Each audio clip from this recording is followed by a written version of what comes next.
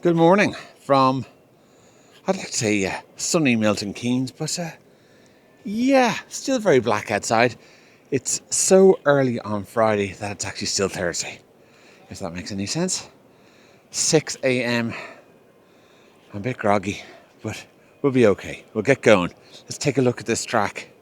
Well, Paul Upton and his crew have done something that we don't see too often anymore, and that is create a track that hasn't got those straight line hairpins, which I think gives us more scope for mistakes and problems and people running wide, and I think that will lead to better racing, to be honest.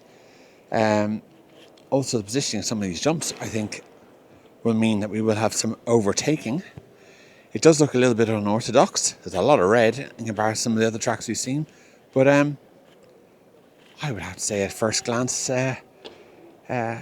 exciting. Exciting is the word. Not straightforward. Lots of curves, not just straight lines. Not a touring car track. Interesting. Let's get down. Let's take a look. Thanks for having us, John. So I'm down the far side of the track here. Let's run down the straight and do this track walk. I saw DDRC TV did a track walk. I thought I owned track walks. But anyway, let's see if we can pick up on some details that the guys missed. Loving the videos, DDRC. They really they take a load off me. All I have to do is worry about stills and things like that. Nice shiny photos of nice shiny cars. And they do, they worry about live feeds and bit rates and that sort of thing. I don't have to do that. Wonderful. Down the straight we come. Now, this is the very first corner, very first feature. And look at the complexity. We're coming down here at seriously high speed. Then we have the corner brakes, and it maintains the straight width of whatever it is, 4 meters. And look at the entry here. Here we're entering into 3 meters, or maybe 3 meters. Look at the shape of it, how tight it is, and look what's on the far side. This is tricky. This is tricky. You're going to have people psychologically in their head wanting to run wide to get this straight line in here, and it'll be the pros that will ignore all that and will take the fastest line and we'll just deal with it when they get to the front of the jump and deal with it on the landing. So that's interesting. I think it will lead to less instances down here at the end of the straight, because you really have a corner before you have the main corner. But that's interesting. Coming there, especially four-wheel drive mod, it's coming fast. Fast in there. You're coming around. It's almost like it gets tighter and tighter and tighter. And then you jump through into this double. Interesting. Oh, look, it's a little boat. Yeah, little red canal. Oh, weird. Okay. So we're getting the landing off this tabletop. I have a little punch through down to, we'll call it the bottom hairpin, shall we? Then we are into single. And then a short punch to, single landing on a 90-degree tabletop. Well, that couldn't be harder. So we're taking off. We're looking for this landing. And we're trying not to hit the pink post. This is tricky. This is tricky because you're coming in on a curve, a curve to take off, which is naturally going to push you sort of out to where that black dotted tape is. That little piece of tape is there. And then you're looking for the fast line through. I think that's tricky. There could be a whip there. You know, I love a whip. Let's see what the top guys can do. Speaking of top guys, I've just bumped into Clement Boda, and you will know Clement, the machinette, as he is known, the little machine, and he is here after having an extraordinary fast run at the US. Very, very unlucky not to finish. Good morning, William. Mr. William White Long time no see. I see you once a year now. Somebody's talking to me. I don't know where they are. Saying. You have no idea where I am, do you? No. No. Just the way I like it. Oh well. Somebody's seen me. I can't see them, but somebody can see me. Right.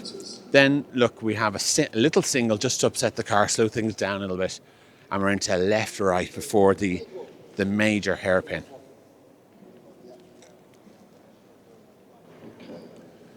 So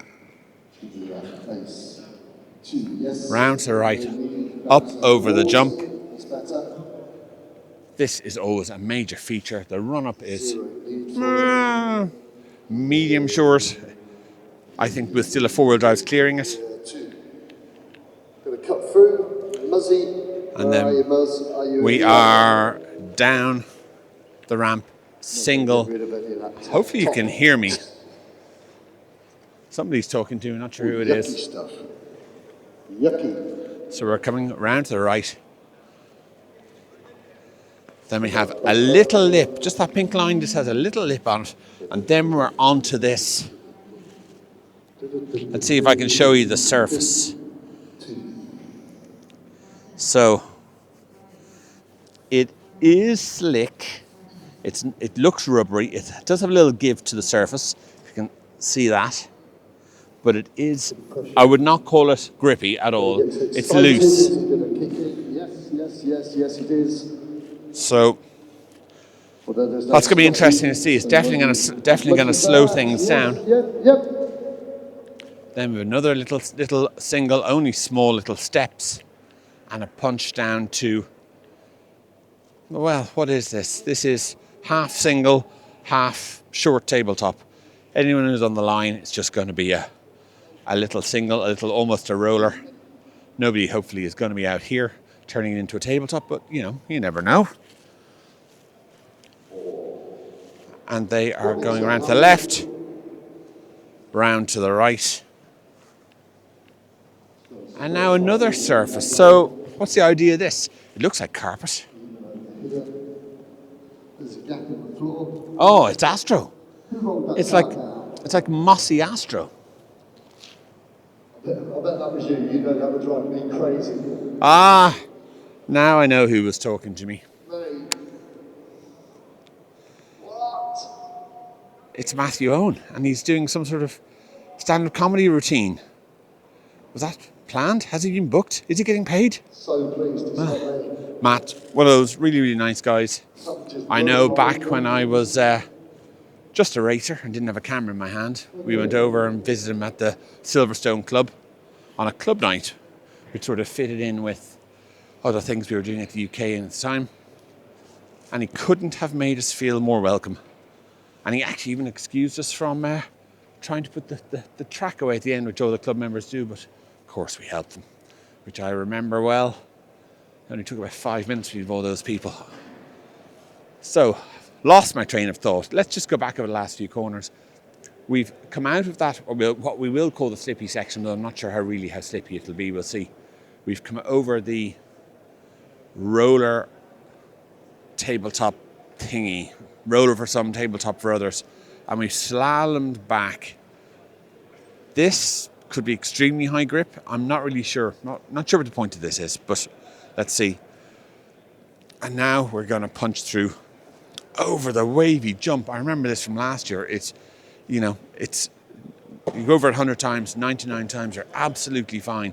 And then just this one time, you'll just go into it a bit too hard and get this weird bash bump that throws you off. Anyway, back around and onto the straight.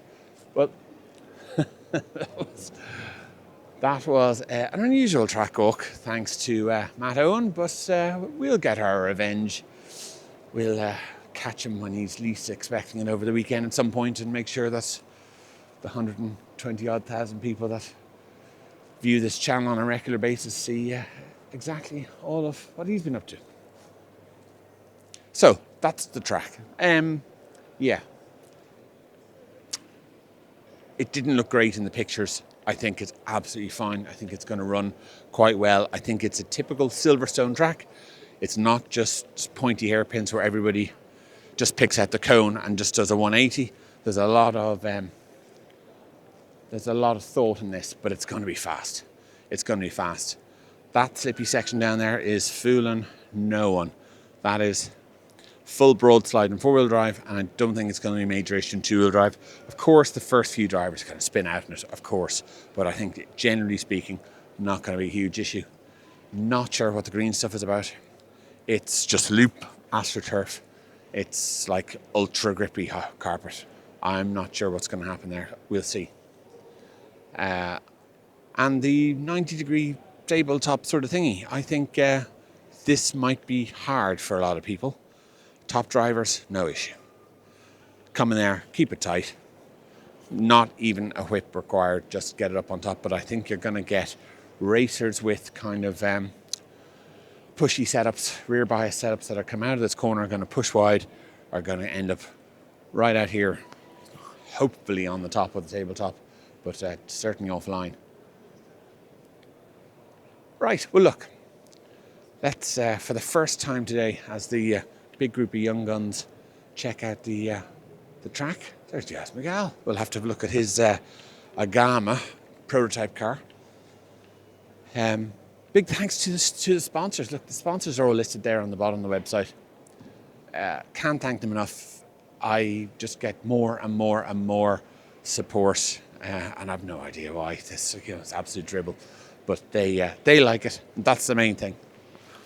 Paul Ainscoe from the BRCA, and really have to thank them very, very much. They are Schumacher, Speedworks, Model Tune, Root Bits, FF Racing, SCMCS, and RC Disco. And if you've been under a rock or are new to this sport and you've never heard of any of those names, those shops, manufacturers, distributors can supply you with absolutely everything you need, including the advice to get going in this sport or come back to this sport, which you are seeing people come back in quite large numbers. So, get in touch, support the people who support your racing, and it really helps. And of course, to plug myself, please hit like and subscribe. It really makes a huge difference. And check out the videos later on. Thanks for watching.